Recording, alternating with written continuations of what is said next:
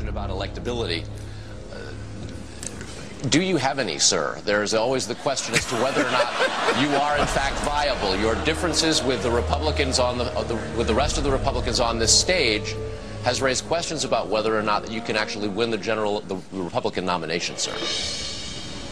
Well, we've only had 2 little primaries so far, so it's pretty premature to decide which one is going to be the candidate. But, you know, when you think about it, if you measured everything I've ever said, every vote I've ever taken against the Constitution, you know, I'm a strict constitutionalist. Are you suggesting the Republicans should write me off because I'm a strict constitutionalist? I'm the most conservative member here. I have voted, you know, against more spending and waste in government than anybody else. So you're suggesting that I'm not electable and the Republicans don't want me because I'm a strict fiscal conservative? Because I believe in civil liberties? Why should we not be defending civil liberties? And why should we not be talking about foreign policy that used to be the part of the Republican Party? Mr. Republican Robert Taft didn't even want us to be in NATO. And you're saying now that we have to continue to borrow money from China to finance this empire that we can't afford? Let me see if I get this right. We need to borrow $10 billion from China, and then we give it to Musharraf, who's a military dictator who overthrew an elected government, and then we go to war, we lose all these lives promoting democracy in Iraq. I mean, what's going on here? And you're saying that this isn't appealing to Republicans? Where did this come about? I think this is a Republican message. I defend the platform. It used to say we got rid of the Department of Education. It doesn't say that. Now, we as Republicans went and doubled the size of the Department of Education. So where have we gone? I think we've lost our way. But then the insinuation that I am less Republican because of that? Congressman, thank you very much. We have to take one more break. We'll be right back with one of the most contentious issues of the day. Stay tuned. Congressman Paul, your position on the war is pretty simple. Get out. What about, though, trying to minimize the bloodbath that would certainly occur if we pull out in a hurry?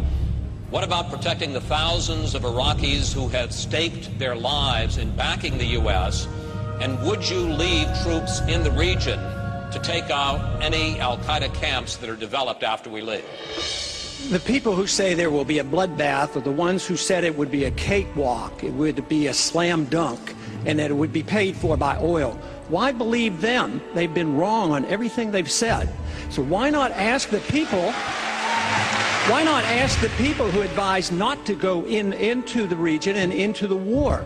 The war has not gone well one bit. Yes, I would leave completely. Why leave the troops in the region? It was the fact that we had troops in Saudi Arabia was one of the 3 reasons given for the attack on 9/11.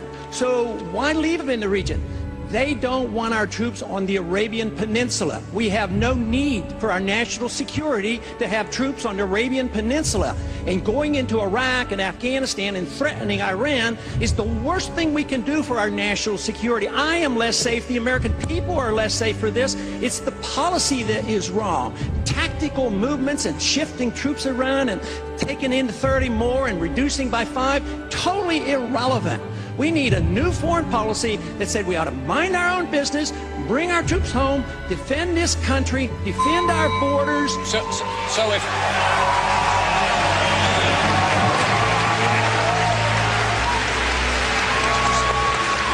Congressman Paul, and I'd like you to take 30 seconds to answer this. You're basically saying that we should take our marching orders from al-Qaeda. If they want us off the Arabian Peninsula, we should leave? No!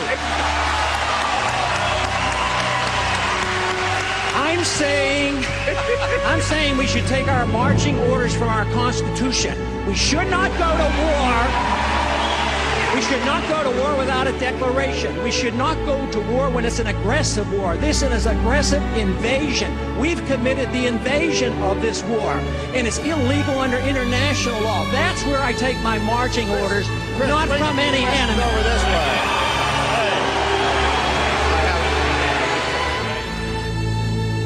I do not believe that there's ever a need to sacrifice any portion of our liberty to be safe and secure.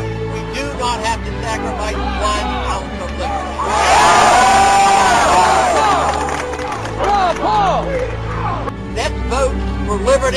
we'll do it, and we'll all be all right.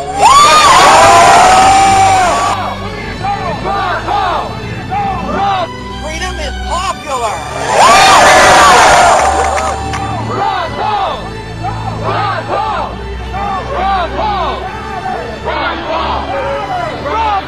This is your revolution. It is a revolution for us to return to what has made America great, and it is for standing up for liberty and believing it, understanding that it truly does work.